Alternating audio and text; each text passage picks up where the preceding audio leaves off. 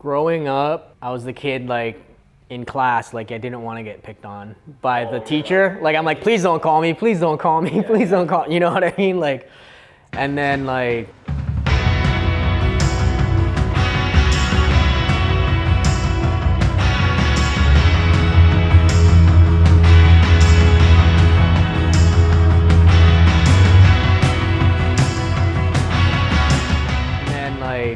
My uncle Russ, he was the skater. He would have boards laying around, and I remember he had this Future Primitive video, I think that's what it's called. Yeah, that old Bones video. So I'd find it when I was a kid and like put it in the VCR, and then watch, like, not knowing anything, but it just interested me. Yeah, this is before this. I was like a kid, like probably like elementary. So he kind of taught me how to like roll around on the skateboard. Like I have one of the boards on the wall actually that he gave me, but I'd set up like a plywood on the rock wall and then just learn kick turns on that, like just kick turns, you know what I mean? And like roll down the driveway. And that was my introduction to like skating. Like mom supported 100%. Yeah, she was 100% supporter for sure. Pops wasn't around too much, you know what I mean? Like growing up, he dealt with bad addiction, drug addiction.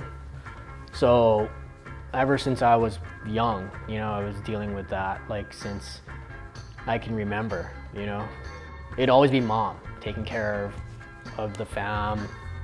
Pops was there sometimes, but in and out, right? So he'd like disappear for like 5 days with our car sometimes even, you know what I mean? Like we'd have to, I remember, you know, this is a lot of personal stuff, but being young, like we'd have to hide, my mom would have to hide her keys, like hide her purse every night before bed. Like I'd have to hide, like say I'm wearing a chain, I have to hide my chain, hide my ukulele, like hide anything that you could sell for money, you know what I mean?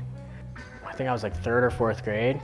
Came home from school, my brother Ike's like in the crib, solo in the house, baby. My dad's not home, my dad left.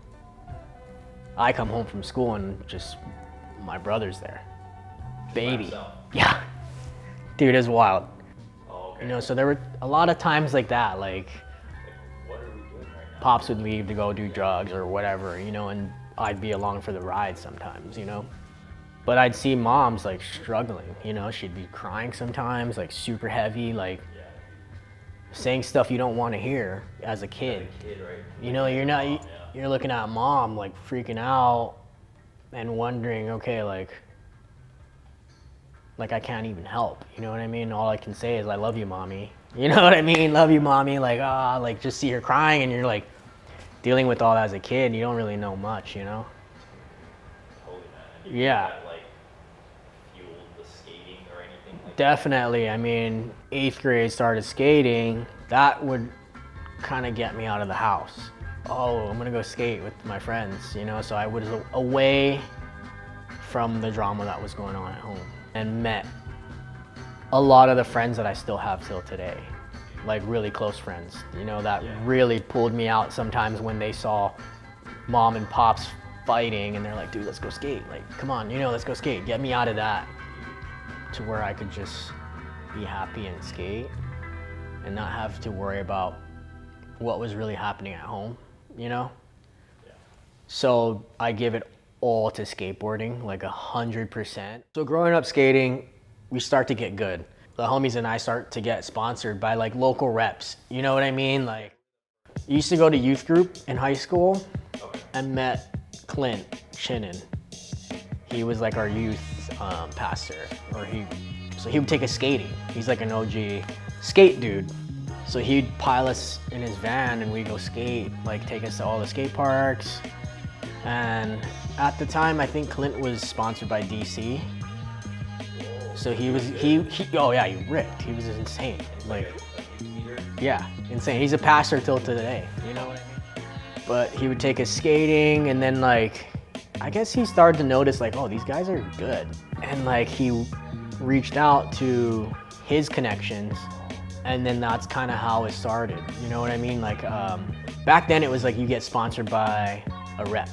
Okay. you know, you're not getting anything direct from the mainland, or, and then they just flow you stuff, you know what I mean? So we're getting flowed like free stuff, you know, you're a kid, right? And you're like so stoked. I think it was like 14, getting like some free clothes and like a cool Nixon watch, and flaunting it, you know, you're like, oh, we're sponsored now, you know?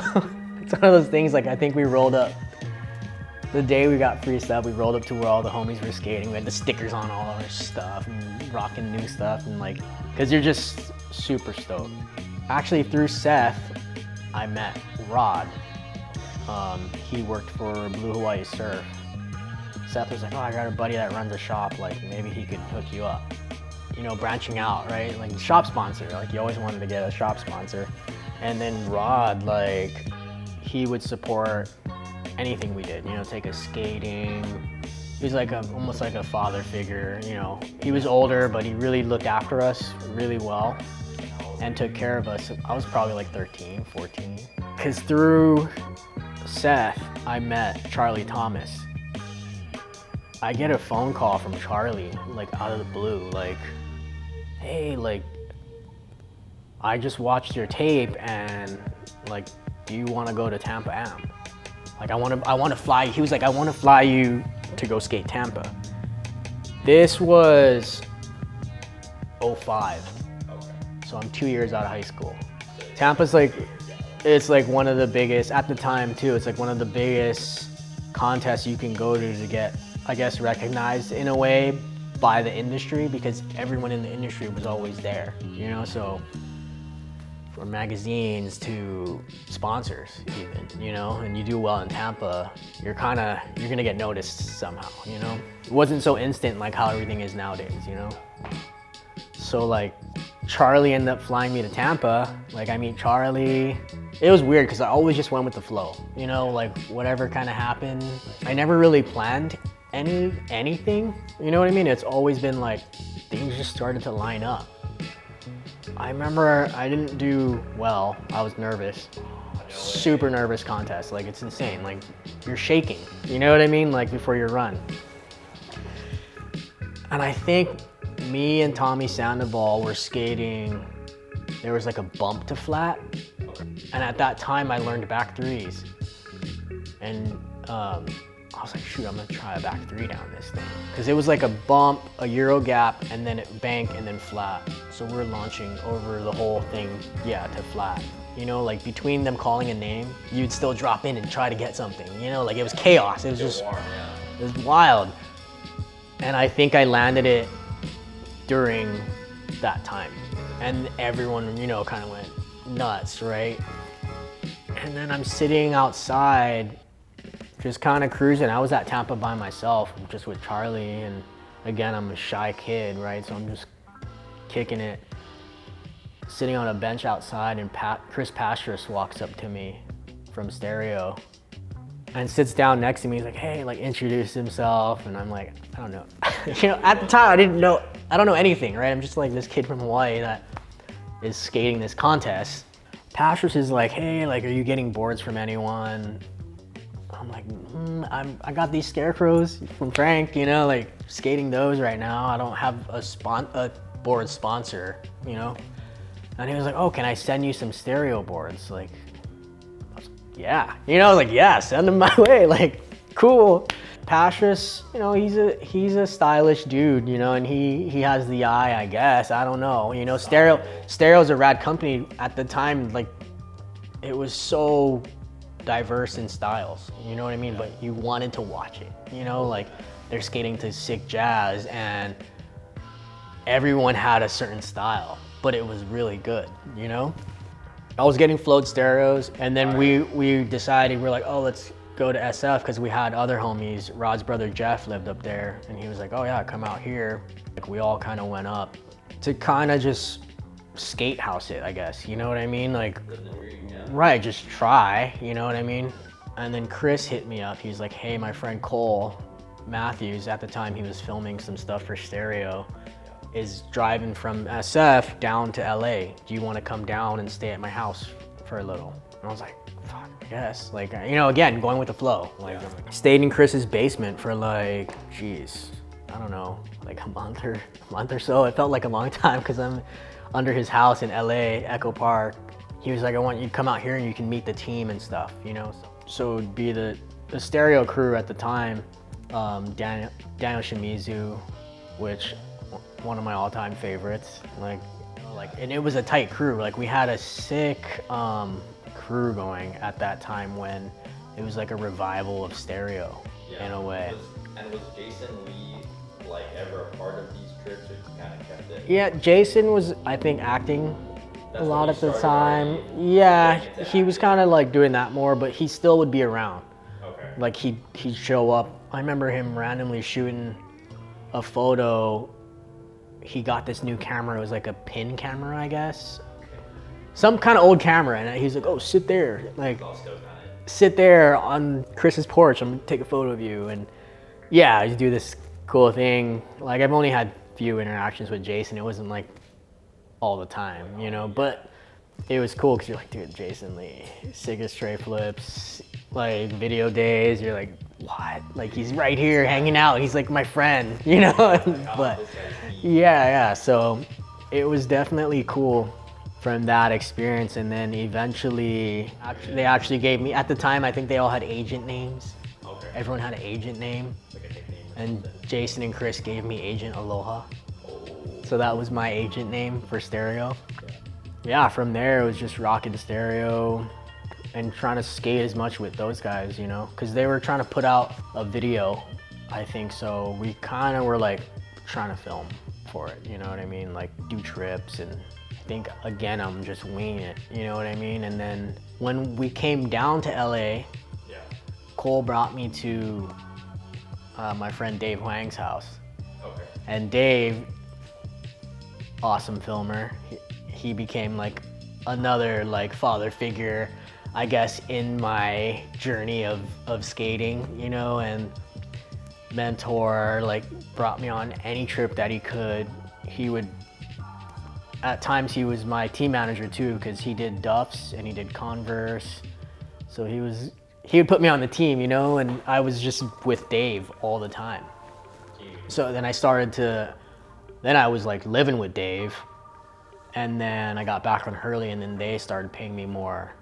And that was like my main for the longest time. And then stereo eventually kicked in, like, I don't know, like $500 a month or something.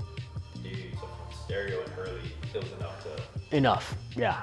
I mean, as a young skate kid, like, you're stoked. You're not paying, I wasn't paying rent. I think I was just living with Dave wherever Dave was. And now I'm like, oh shit, I should have paid him rent or something. You know what I mean? Like, but Dave was like the big brother. You know what I mean? Dave was doing a Tomieto trip with Nuge, Matt Ball, and Corey Duffel. And Dave was like, hey, I'm gonna bring you on this trip. We're going to China. And I'm like, cool, let's go. You know, I didn't ride for any of those companies. That was one of my first big trips, like to actually skate with those dudes and go and stack footage in China, you know. It was just heavy. Jeez, it would go all over the place because Corey and Nuge get down. Like even Matt Ball got down. Like I think he front boarded like a 12, like 13 stair coming out of a Walmart. You know what I mean? Like in China, like they didn't care. They didn't even know what was going on, right? So it's like, these guys, what are these guys doing? Like, cool, we're gonna watch every spot we went to. Yeah. It was rare we got kicked out, you know? It was insane because at the time, like all I wanted to do was skate. Like I wish I had the brain I have now, where I would have gone to cool, I don't know, explore the culture a little more. You know what I mean? Food, museums. My brain was like, let's go skate. Yeah, and then at night, let's go party. They all did it, so I thought that's what it was cool. You know what I mean? To just go and drink at night and party and get wasted and live that pro skater life, right? I mean, there were homies being like, hey dude, maybe you're getting too out of control partying or drinking too much, or there would be times Dave would be like, hey, we ain't going to the bar tonight unless you get a trick today. You know, he'd be like, yeah. So if I don't get a trick, we're staying home and cooking dinner.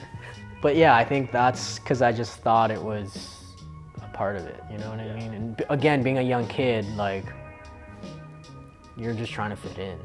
with all these guys that, a kid from Hawaii, I'm like just stoking. Your heroes, basically.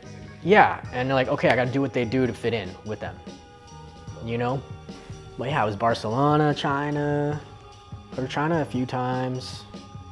My whole skating lasted from 05 to 2010. Going on all these trips, yeah, traveling, basically trying to level up. Yeah. You know, I'm trying to get to, okay, now maybe there's a potential of me turning pro. Yeah. And I'm sure you're meeting the right people. Right? Exactly. With Dave, right. Dave knew everyone, right? So anywhere I went, it was like, hey, this is blah, blah, blah. And then you're meeting all these people. Yeah. But I think still I didn't have the right mindset at the time in the direction to really push. Yeah. I was still winging it. You know, I was in wing it mode, like whatever happens, happens. Yeah, kind of thing. Right, but back to this guy, like, just how freaking Oh man, that's like a Tampa. I don't know what Tampa that was, because I did Tampa Oh, a couple times? 3 times. Every year after the 05 one, I did it. 06, 07. I'm pretty sure I did an 08 one. Or I skipped 1 year and then did 7, 8. I don't know. Dude, I'm looking at, I think it's 05, and it shows, you know, the qualifiers for Yeah. the street. Dude, I'm seeing like, The names. dude, Nigel Houston, like, Yeah. I don't know if it was like Corey Pudwell or Yeah. something. Like, So all those guys now are like amazing pros. You know what I mean? I was like, so dude, Lizard King is on here. yeah, it's just crazy. Dude, so yeah, skating in those contests, like, were they already known, or were they still just? No, they were coming up too, you know? They were all coming up too. Or Stereo was gonna turn Benny and I pro. This was around, the Barracks did that game of skate. Yeah, it's a Stereo commercial. Was that before or after? Going into it, that was going into turning pro, basically. I was already getting Converse, because I'm rocking Converse. So Dave was working for Converse at the time. And then they ended up turning Benny pro first, because we were gonna turn pro at the same time.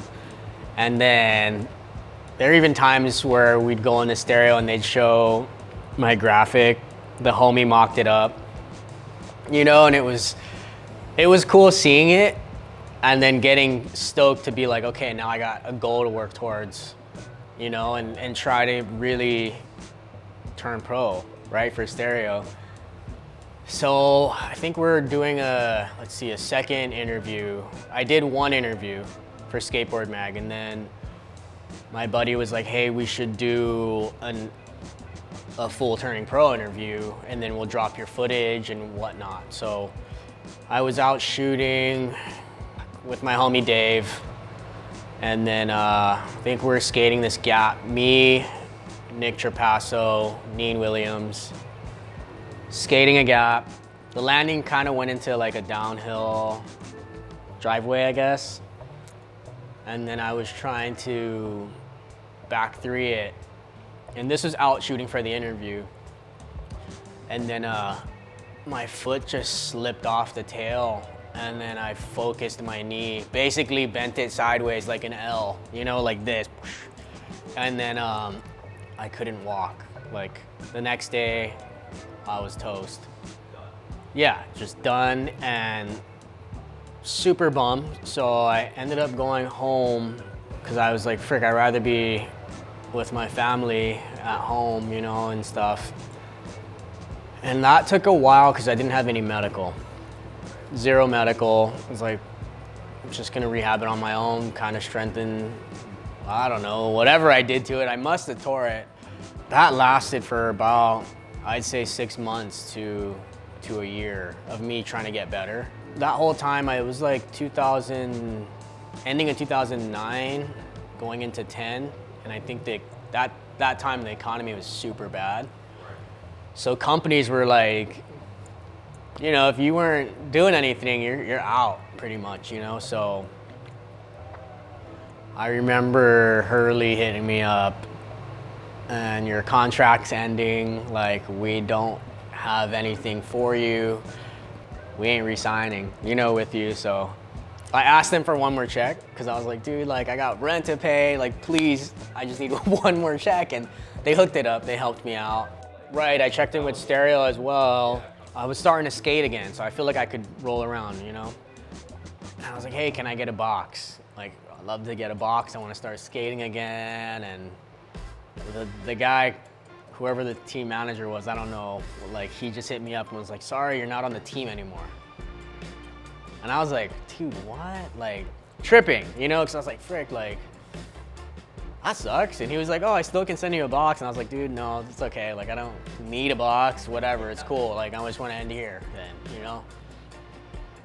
And then later found out, like, a lot of the other guys either quit too or weren't on the team too. So the whole thing was kind of going through changes, and it is what it is, you know, and it kind of led me to no income from skating now, so I had to work normal job. I hit my friend Rod up that ran Blue Hawaii Surf, and I was like, dude, I need to work. Like, I got rent to pay. And he immediately put me on to work on the sales floor. And then kind of worked from the bottom, sucking at customer service, you know, make pretend I'm fixing hangers style, you know what I mean? Everything was, I didn't want to be there. You know, I wanted to be skating and I wanted to be back with the guys traveling, and I just kept working because it was comfortable, it was paying my bills. Yeah, I would see all the homies stuff, like Corey, I'd see his wheels, or I'd see his deck, putting it up on the wall on Nuge, and all these guys, and being like, damn, like, I was almost there. You know, I was almost there. And then just kind of kept working because I had to. And then 2013, we found out we're having my son. So skating was out the door. It was like, okay, work. Fast forward 2015-ish, Blue Hawaii ends up closing down. At that time, I think I was doing more manager stuff. Dots connected to where Rod had a buddy that was opening a shop, a barber shop. And then I met my homie John Roth, well, my homie now. He kind of walked up to me in the store, knowing the situation that the shop was gonna close. And I was like, hey dude, like we're opening a shop. Do you wanna run the front counter for me, whatever.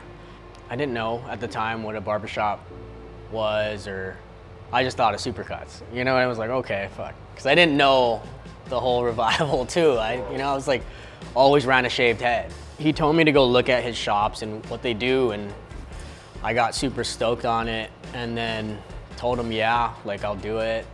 Kind of never looked back. Did like a 2-year apprenticeship. Golden eventually left there. That was the barbershop we were at. It was in Kamakee. And then we ended up opening a Crow's Nest. And then I was there for 4, going on 5 years, maybe 5 years. Like when we found out we're having my daughter, I made a decision. I was like, I want to do my own thing and get closer to home. You know, working in town was kind of a lot, so I wanted to be closer to home. My buddies had a tattoo shop in Wahiwa, and they had like a back room. My buddy Ryan hits me up. He's like, hey, if you want the space back here, it's still available. Because I was gonna do it, and I kind of wasn't the right time. And then he hit me up again and was like, hey, it's available. So I just jumped on it. And then we did the build out in like a month. And then I opened January 16th. A lot of support from obviously my family and friends, you know, and then my clientele that some of them are sticking with me from town, which I'm super grateful for. You know what I mean? It's like, it's a far drive, you know, it's a far drive, and I just want to continue to take care of them as much as I can and, you know, build new clientele. Stoked that this is like my own spot and I can just progress from there, you know, keep going without a plan, you know. Maybe have some goals set, but kind of just go with the flow, you know. Like for this, to be honest, I had some money saved. I had a lot of support from the friends that wanted to see it come to life. And then I ended up selling my Xterra, my SUV, to front the build out of the shop. And then my cousin had like a beater car and I bought the beater and I'm driving the beater now. But you know, advice is just go for it. Maybe don't overthink it. Find what you want to do and just take the steps to get there. You know, it's like things are gonna work out the way they should. And it can happen for anything, you know. You gotta sometimes just jump, you know. Like for me, it was scary because we just had my daughter. My lady, 100% supporter, you know, backed me and was like, okay, let's go, let's do it. You know, I was like, okay, I'm going, I'm gonna all in. Come check it out. It's in Waiwa, back of Rising Tide Tattoo, hideawaybarbershop.com. Check it out. Nice, yeah.